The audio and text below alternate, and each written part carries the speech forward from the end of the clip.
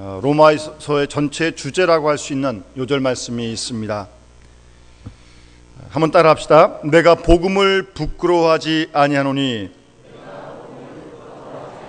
이 복음은 모든 믿는 자에게 구원을 주시는 하나님의 능력이 됨이라. 아멘. 아멘.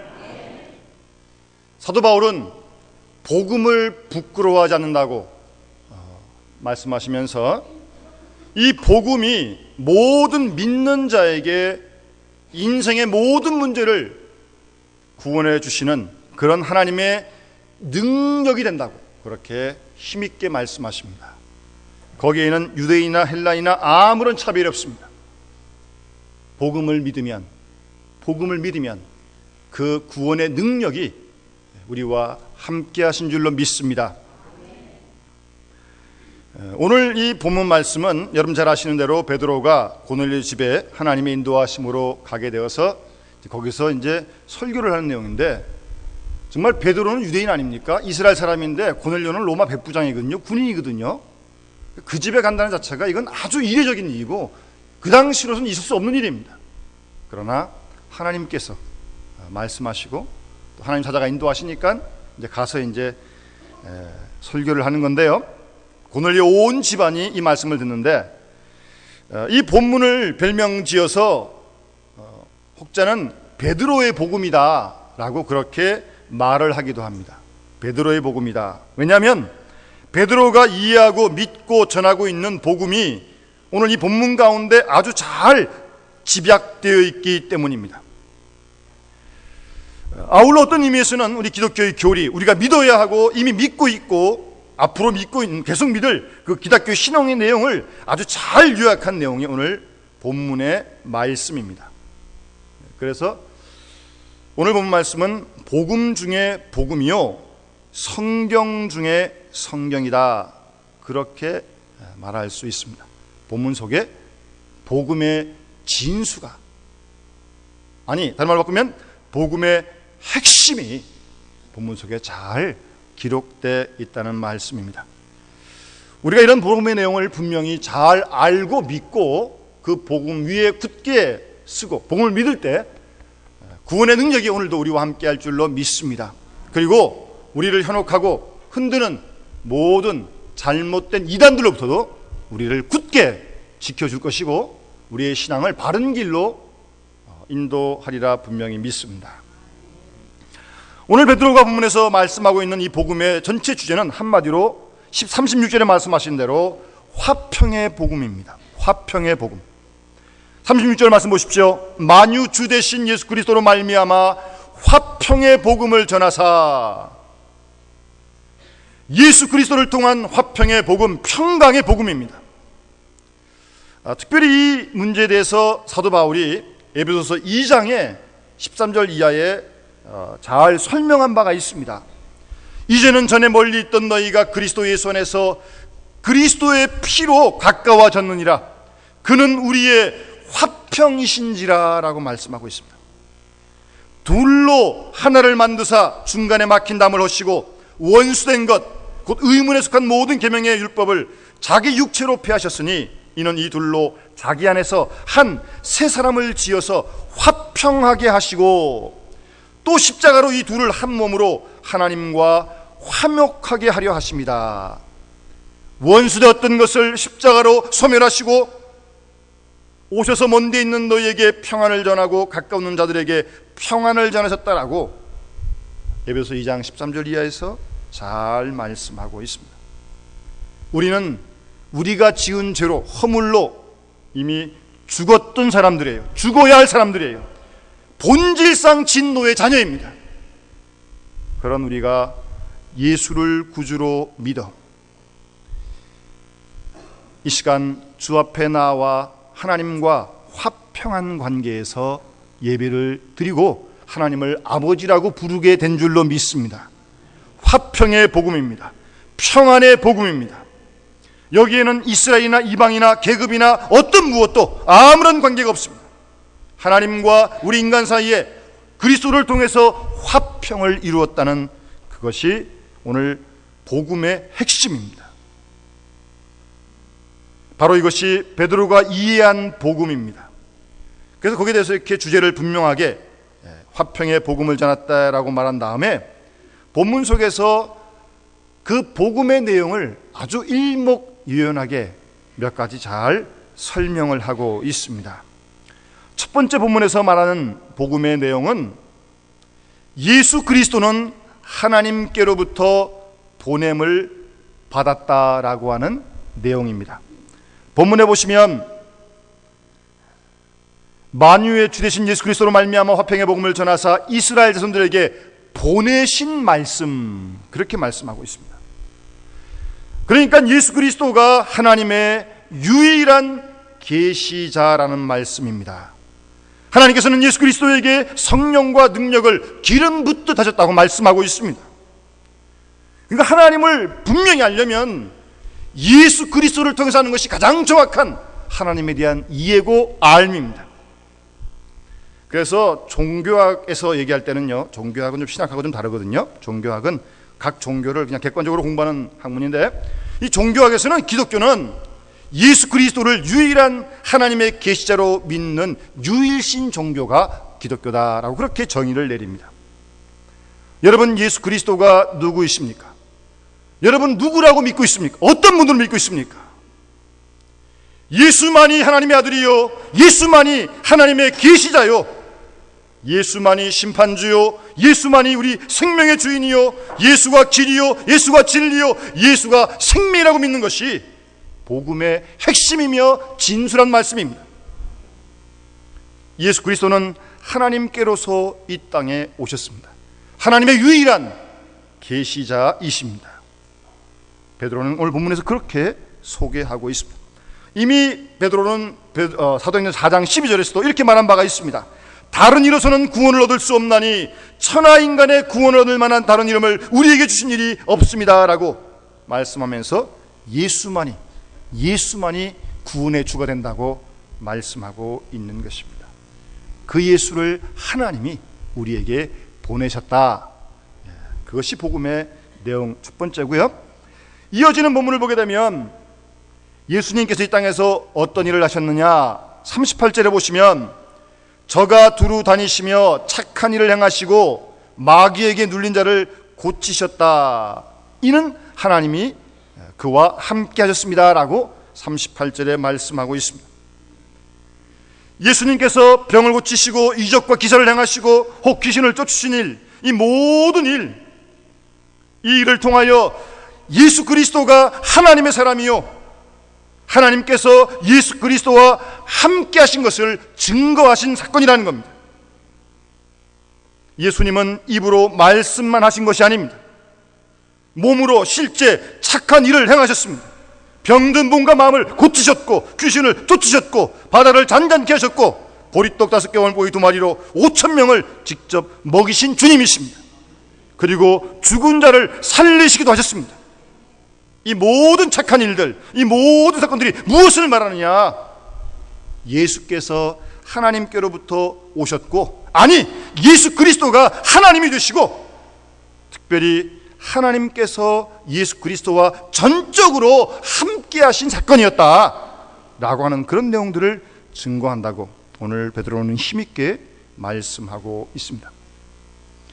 다음 세 번째 본문에서 베드로가 말하는 복음의 내용은 예수님께서 십자가에 죽으셨다는 사실을 증거하고 있습니다. 본문 39절에 보게 되면 그의 행하신 모든 일의 증인이라 그러면서 그를 저희가 나무에 달아 죽였으나 라고 말씀하고 있습니다.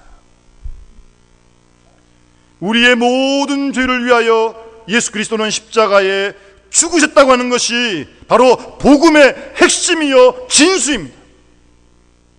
우리는 십자가를 통하여 하나님이 얼만큼 우리를 사랑하시는지를 알게 됩니다. 또한 십자가를 통하여 우리가 얼마나 큰 죄인인가를 또한 함께 알게 됩니다. 뿐만 아니라 십자가를 통하여 우리는 우리의 영원한 미래도 내다보게 되는 것입니다.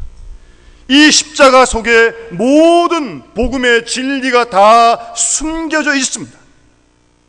그래서 사도 바울은 고린도서 1장 18절 말씀에 십자가의 도가 멸망하는 자들에게는 미련한 것이요 구원을 얻은 우리에게는 하나님의 능력이라. 유대인은 표적을 구하고 헬라인은 지혜를 찾으나 우리는 십자가에 못 박힌 그리스도를 전하니 유대인에게는 거리끼는 것이요 이방인에게는 미련한 것이로되 오직 부르심을 입은 자들에게는 유대인이나 헬라인이나 그리스도는 하나님의 능력이요 하나님의 지혜라고 분명하게 말씀하고 있습니다. 예수님께서는 이 땅에 오셔서 나를 위하여, 우리 모두를 위하여, 온 인류를 위하여 십자가에 죽으셨습니다. 그것이 우리가 믿는 복음의 아주 중요한 내용이에요. 뿐만 아니라 그 주님은 사흘 만에 부활하셨다고 40절의 복음의 내용을 증거합니다. 하나님이 사흘 만에 다시 살리사 나타내셨다고 말씀하고 있습니다. 여러분, 그러니까 이 복음의 핵심은요 십자가와 부활입니다. 누구를 만나는데 예수를 전한다면서 십자가도 얘기 안 하고 부활도 얘기 하는 사람, 그 이상한 사람들입니다. 조심해야 합니다. 십자가와 부활을 빼고 어떻게 예수를 증거할 수 있습니까? 어떻게 복음을 말할 수 있어요? 그럴 수 없습니다. 가장 중요한 복음의 핵심이 십자가와 부활, 부활과 십자가입니다. 이 십자가 사건과 부활 사건 속에 교회가 지금 든든히 서 있는 줄로 믿습니다. 저희가 나무에 달아 죽였다, 유대 사람들이 죽였다, 그러나 하나님께서 그를 다시 살리셨다, 바로 그것이 복음의 내용입니다. 이 점을 잊지 말아야 합니다. 십자가에 못 박은 것은 우리들이요 그 예수를 부활시키신 분은 하나님이신 줄로 믿습니다. 바로 이 부활 사건 속에 하나님의 모든 말씀이 집약되어져 있는 것입니다. 그래서 사도 바울은 부활장 고린도전서 15장에서 이렇게 말씀하지 않습니까? 그리스도께서 죽은 자 가운데서 다시 살아나셨다 전파되었거늘 너희 중에서 어떤 이들은 어찌하여 죽은 자 가운데서 부활이 없다고 하느냐? 만일 죽은 자의 부활이 없으면 그리스도도 다시 살지 못하셨으리라. 그리스도께서 만일 다시 살지 못하셨으면 우리의 전파하는 것도 헛것이요 우리의 믿음도 헛것이요 또 우리가 하나님의 거짓 증인으로 발견되리니 우리가 하나님이 그리스도를 달리 다시 살리셨다고 증거하였습니다. 만일 죽은 자가 다시 사는 것이 없으면 하나님이 그리스도를 다시 살리시지 아니하셨으리라. 만일 죽은 자가 다시 사는 것이 없으면 그리스도도 다시 사신 것이 없을 터이요 그리스도께서 다시 사신 것이 없으면 너희의 믿음도 헛되고 너희가 여전히 죄 가운데 있을 것이요 또한 그리스도 안에서 잠자는 자들도 망하였으리니 만일 그리스도 안에서 우리의 바라는 것이 다만 이 생뿐이면 모든 사람 가운데 우리가 더욱 불쌍한 자들이라고. 부활을 빼고는 복음을 얘기할 수 없어요. 복음의 핵심 중의 내용 중에 하나가 십자가와 부활임을 우리는 분명히 믿어야 할 것입니다. 그리고 이어서 베드로는 우리가 그 일의 증인이다 그렇게 말씀하고 있습니다. 39절 말씀 보시면 그의 행하신 모든 일에 증인이라 우리로 하여금 증거하게 하셨다 42절에 말씀하고 있습니다. 우리가 예수 그리스도를 만났고 보았고 그의 말씀을 직접 귀로 들었으니 부활하신 예수를 만났으니 우리가 그 복음의 그리스도의 증인이다 라고 그렇게 말씀하고 있습니다. 베드로는 이것을 배운 것이 아닙니다. 공부한 것이 아닙니다. 눈으로 보았고 부활하신 예수를 직접 만나는 체험을 했던 것입니다. 결단코 복음은 이론이 아니요 철학도 아니요 추상적인 꿈에 든 이야기가 아닙니다. 엄연한 사실이요 사건인 줄로 믿습니다. 그것을 증거하고 있는 것입니다. 설명을 하는 것이 아닙니다. 증거하는 것입니다. 우리가 이렇게 믿지 않는 이들에게 전도를 할 때 물론 어떤 접촉점을 찾기 위해서 좀 설명을 좀 하기도 합니다만 설명을 해가지고 그가 예수를 믿었다 그런 얘기 별로 못 들어봤어요. 그렇게 설명을 해가지고 다 믿을 수 있다면 뭐 어려운 게 있겠습니까? 수학 문제 어려운 거 풀 때 설명하면 다 알듯이 그렇게 아는 거라면 설명을 하는 거라면 뭘 걱정하겠어요? 조금 필요해서 설명을 할 수는 있지만 사실은 복음을 전하는 건 설명이 아니에요. 증거하는 겁니다. 증거. 선포하는 거예요. 선포. 하나님이 살아계시고 하나님 당신 사랑하시고 하나님이 죄로 말미암아 멸망할 이 땅을 위해 우리를 위해 예수를 보내시고 그 예수를 믿으면 구원을 받는다고 선포하는 거예요. 우리가 증거하는 거예요. 증거. 사실 그게 전도죠. 뭐 그럴 일이 없기를 바랍니다만 뭐 어떻게 해서 부득이한 일로 법정에 우리가 섰다고 이렇게 가정을 해보면 뭐 검사나 변호사가 이렇게 뭘 물을 때는요, 뭐 저는 그렇게 생각합니다 말할 필요가 없습니다.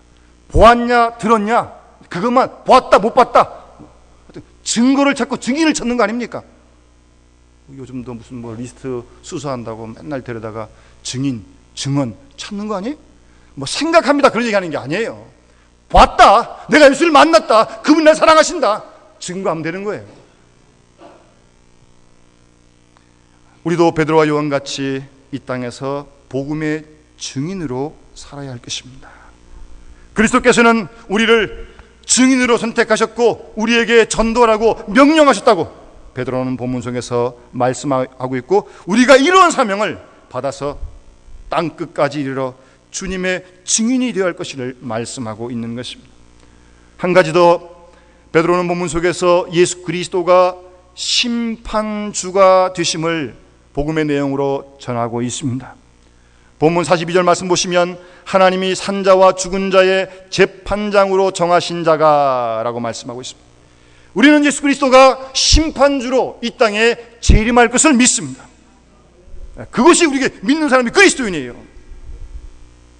예수 그리스도는 만민의 구주가 되실 뿐만 아니라 이 땅에 분명 다시 오셔서 이제 불언간 머지않아 이 모든 역사를 심판하실 것입니다. 조금 전에도 우리가 사도신경 고백할 때 저리로서 산자와 죽은 자를 심판하러 오시리라 우리가 고백하지 않습니까? 여러분 그렇게 믿습니까? 그렇게 믿고 사는 사람이 그리스도인이라니까요. 오실 거예요. 심판하러 오실 거예요. 그런 다음에 베드로는 이러한 복음과 우리와의 관계를 43절에 아주 결론 삼아 중요한 말씀을 하십니다. 저에 대하여 모든 선지자도 그렇게 증거하되, 따라합시다. 저를 믿는 사람들이 다 그 이름을 힘입어 죄사함을 받는다 하였느니라. 아멘, 아멘. 복음의 내용을 소개하며 마지막 결론 삼아 그 이름을 힘입어 저를 믿는 자들이 죄사함을 받는다, 그렇게 말씀하고 있습니다. 죄사함을 받는다. 예수를 믿는 것은요, 복음은요, 죄사함을 받는 것 그 이상도 그 이하도 아닙니다. 그게 빠지면 다 이단입니다. 죄사함을 받는 것이 복음의 핵심임을 우리는 잊지 말아야 할 것입니다. 예수를 믿는 목적은 흥청망청 세상에서 잘 되는 데 있는 거 아닙니다. 예수를 믿는 궁극적인 목적은 죄사함 받는 것입니다. 죄사함을 받아야 천국 가고 영원한 하나님 나라를 것이고, 죄사함 받지 못하면 지옥 멸망불에 떨어질 것입니다. 우리의 생명의 문제는 죄에 걸려 있습니다. 우리의 모든 죄를 사함받을 수 있는 길은 오직 예수 그리스도 한 분뿐인 줄로 믿습니다. 주님만이 사죄권을 선포하십니다. 내 죄 사함을 받았느니라라고 주님만이 말씀하십니다. 주님 말고는 어느 누구도 이 말을 할 사람이 아무도 없습니다. 죄 사함을 받는 것, 바로 그것이 예수 믿는 가장 중요한 궁극적인 목적임을 잊지 말아야 합니다. 예수 믿는 목적을 한마디로 말한다면 죄 사함 받는 것입니다. 죄 사함 받아 하나님의 자녀가 되고, 죄 사함 받음으로 영원한 생명을 얻는 것이고, 죄 사함 받아 하나님의 귀한 축복을 받아 누리는 삶이 이 땅에 그리스도인의 삶인 줄로 믿습니다. 복음의 핵심은 죄 사함 받는 것에 있습니다. 우리가 하나님 앞에 나올 때마다 우리의 기도가 여기에 있어야 합니다. 우리 죄를 회개하고 순간순간 다시 죄 사함을 받고 사죄받은 은혜를 다시 한번 기억하고 구원의 기쁨과 감격을 회복하는 그런 시간이 바로 이 예배가 되어야 할 줄로 믿습니다. 그런데 오늘 본문에서 중요한 것은 아무리 복음을 증거해도 선포해도 믿지 않으면 아무런 나와의 관계가 없습니다. 믿어야 돼요. 믿어야 돼요. 믿음으로 되는 거예요. 증거를 믿어야 합니다. 사도들이 우리에게 증거해주는 그 증거를 믿을 때 우리가 구원받고 죄사함 받고 복음의 증인으로 살게 될 줄로 분명히 믿습니다. 언제든지 믿어야 합니다. 확실하게 믿어야 합니다. 죄의 싹은 사망입니다. 이것을 믿어야 합니다. 내 죄의 사함을 받았느니라고 하는 주의 말씀을 믿어야 합니다. 주님께서는 나와 우리 모두를 위하여 십자가를 지셨습니다. 그것도 믿어야 합니다. 믿고 십자가를 바라볼 그때 죄사함 받고 하나님의 자녀가 되고 우리가 구원을 얻고 영생을 얻는 줄로 분명히 믿습니다. 오늘 본문에서 베드로는 우리가 믿는 복음의 진리를 조목조목 아주 설명하고 있어요. 마치 사도신경과 아주 흡사한 그런 내용을 우리에게 증거해 주고 있습니다. 바로 이것이 우리 기독교 복음의 진수요 화평의 복음입니다.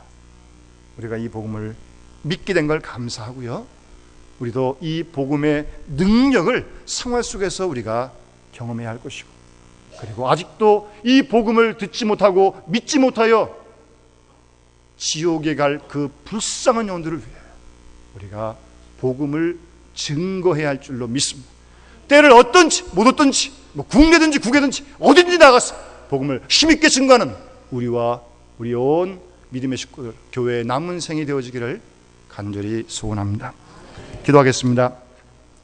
사랑의 아버지 하나님, 감사합니다. 우리가 구원받을 만한 어떠한 자격도 공로도 없건만 죄인된 저희를 전적으로 사랑하셔서 우리를 위해 죄 없인 예수 그리스도를 이 땅에 보내주시고 그 예수를 믿음으로 말미암아 죄 사함 받게 해주시니 감사와 찬송과 영광을 돌려드립니다. 이런 귀한 복음을 믿고 복음의 능력 속에 살아가야 하건만, 그리고 이 복음을 증거하며 살아가는 저희들이 되어야 할 터인데, 저희들의 모습을 돌아보면 그렇지 못했던 일들이 한두 가지가 아님을 이 시간 주님 앞에 솔직히 고백합니다. 아버지 하나님, 이 시간 성령으로 이 시간 우리 가운데 오셔서 이 모든 복음의 내용들을 분명히 알고 그리고 믿게 하셔서 복음에 구원하는 능력을 생활 속에서 구체적으로 경험하며 승리하며 살아가는 우리 모두가 되게 하시고, 우리의 남은 때 어찌하든지 이 구원의 복음, 생명의 복음, 길이요 진리요 생명 되신 예수 그리스도를 힘있게 증거하는 우리 모든 믿음의 식구들과 교회가 되도록 주께서 강하게 역사하여 주시옵소서. 주께서 함께 하실 줄로 믿고 감사드리며 예수님의 이름으로 간절히 기도드리옵나이다. 아멘.